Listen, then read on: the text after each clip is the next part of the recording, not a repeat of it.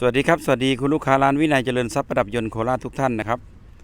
วันนี้มีรีวิวส่งงานเครื่องเสียงนะครับเป็นเครื่องเสียงชุดลั่นสนั่นทุ่งครับซับ10 นิ้วอยู่หลังเบาะนะครับAll New 20นะครับ D-Max All New ปี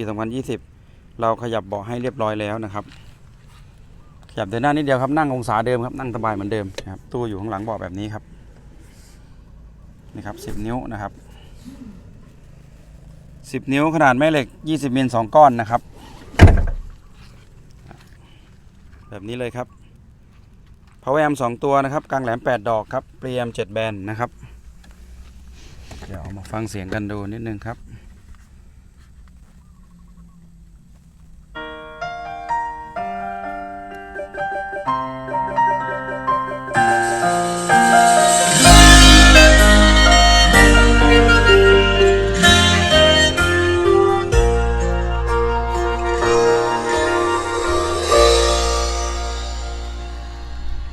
เรื่องใดก็สร้างก็เว้าอ้างว่าเจ้าของเก่งหลาย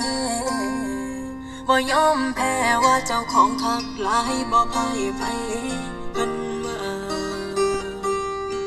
ว่าตัวเจ้าของเป็นอัศวินยืนหนึ่งพอมาถึงมือนี่นั่งห